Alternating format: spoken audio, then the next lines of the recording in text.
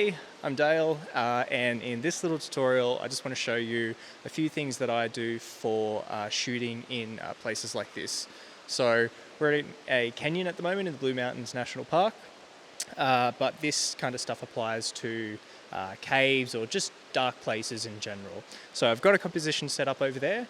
We'll go through it and I'll show you all the little bits and pieces that I do. So the number one most obvious thing is I've got headphones on.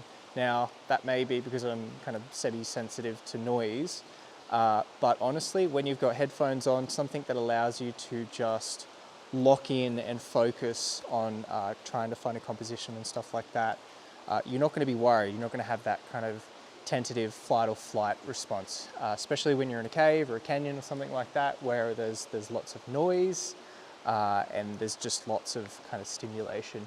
Now I've got my composition set up here. I've got my 14 to 24 f2.8 on with my Z6 II camera. I'll just show you the composition here. So I've got ferns kind of on the left hand side here, nice kind of water coming from the canyon there. I'm actually under a lip here, so I'm actually not getting too much on the camera lens itself. So yeah, that's the nice little composition. Now, something I do is, you can see here, I cover my lens with a cloth, and I cover it with a cloth just because you don't want those smudges or anything like that. Just microfiber towel, something like that. I generally kind of peek it to the side while I'm taking while I'm kind of setting up the composition, just to make sure that I've got the exposure and stuff like that right, without actually having to worry about there being too many spots on there. Once that's locked in, I can lock the focus in that way, just kind of like going to the little slit and focusing on that point there. I take it off auto and put it onto manual. In terms of exposures, you need to take multiple exposures because we're dealing with such kind of high dynamic range. We're dealing with the darkness of the cave areas, as well as the sky that's shining through. It's a cloudy day at the moment, which means the sky is just, it's just glary and it's not very nice. So we need to take multiple exposures.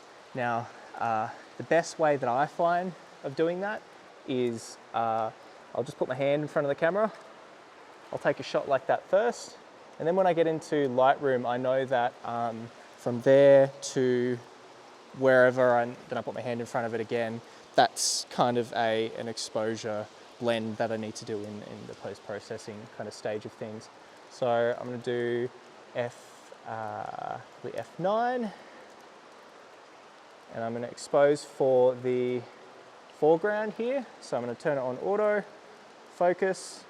The other thing that I've got as well is I've got a 0.5 second delay. So when I hold down the shutter, I take my hand away, that stops all the vibrations.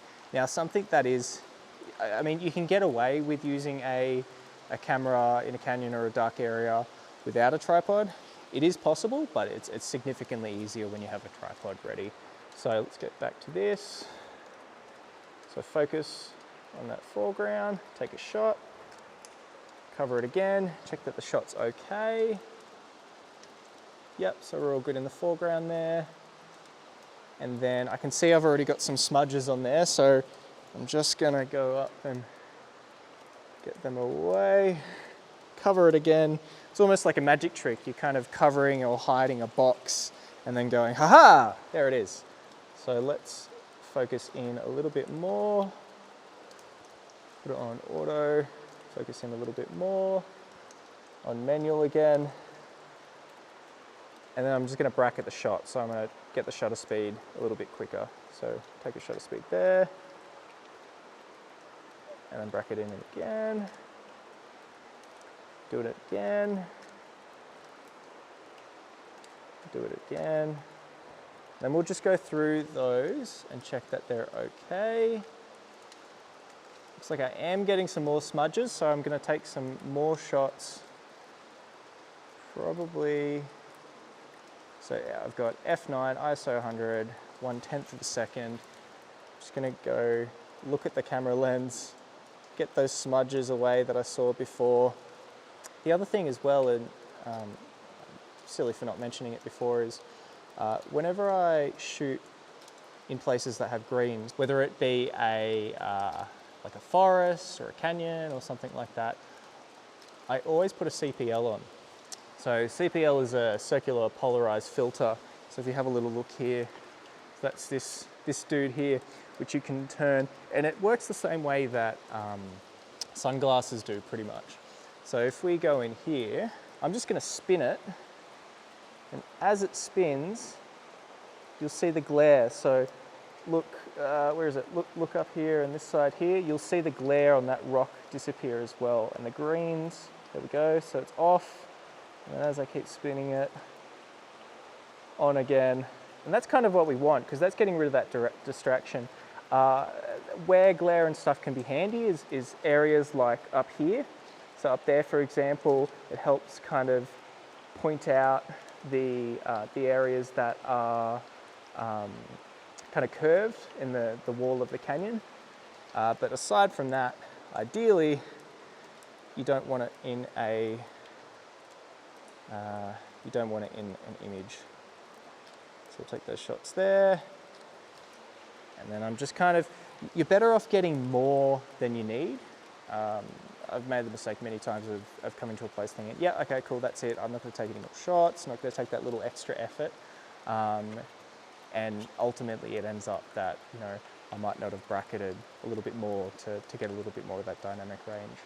Now, finally, the thing I'm going to do here, put my hand in front of the camera, take a shot there, and that way I know in Lightroom or whenever I import it that the shots between the hand here and the hand here are all going to be one shot. So they're most likely all going to be taken on the same tripod.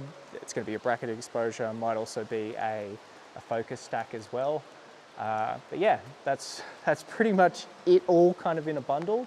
I hope it was helpful. Like, subscribe, all those good things, and I'll see you in the next video. Bye.